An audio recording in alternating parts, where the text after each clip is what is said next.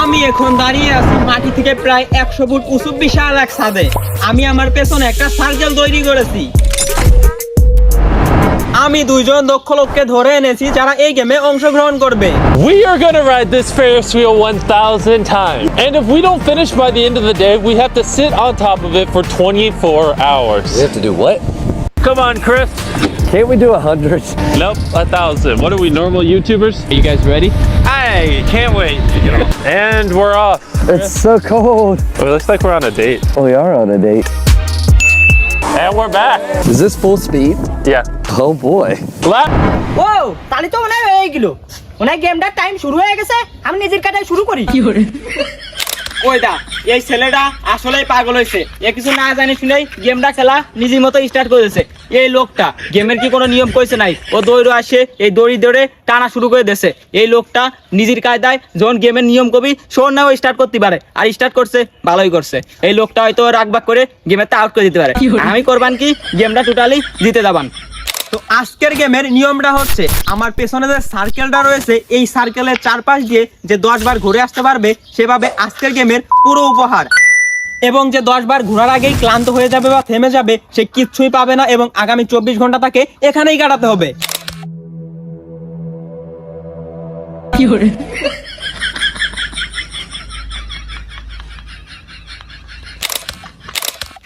ওই লোক আমার নিজেই পাগলকে নিজেই পাগলামি করতেছে।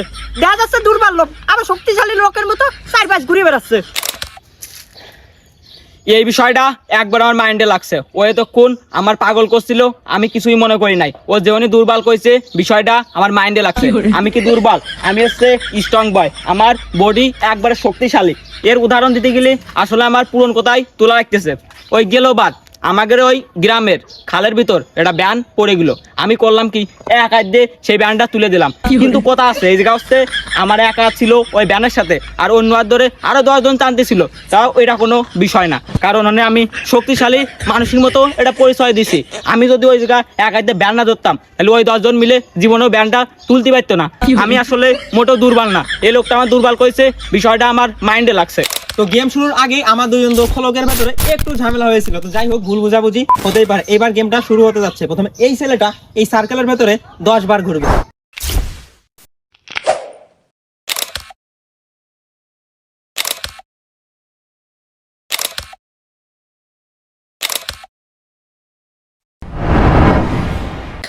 আমি কেবলমাত্র 5 বার ঘুরেছি, আমি মনে হয় আর পারবো না, কিন্তু তাও আমি থামে থাকবো না, চেষ্টা করবোই।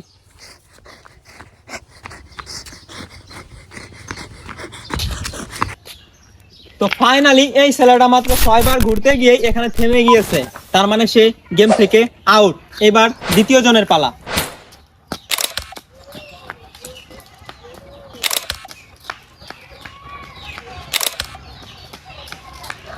দ্বিতীয় ছেলেটা মাত্র 3 বার এই কিউবের ভেতরে রাউন্ড দিয়েছে, অর্থাৎ ঘুরেছে। এর ভেতরেই সে ক্লান্ত হয়ে পড়েছে। ওইদা আমি কেবল 3 বার এই কিউবের ভিতরটা ঘুরছি, তাই আমি হাঁপা গেছি। আমার মনে হয় 10 বার আমার দ্বারা কোনো মতে ঘুরাবেন না। তবে এ কথা সত্যি, আমার দৌড়ানোর স্পিড আসলে অনেক ভালো ছিল।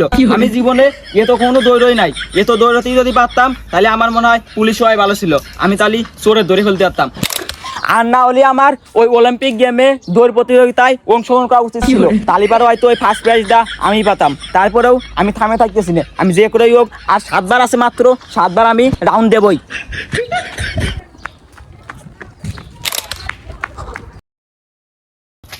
আমার মনে হচ্ছে এই ছেলেটা 10 বারের ভেতরে মাত্র 6 বার ঘুরতে পেরেছে, এমনকি সে নিজের জ্ঞানটাও হারিয়ে ফেলেছে। তো আগের বারের মতো এই ছেলেটাও এই গেম থেকে আউট।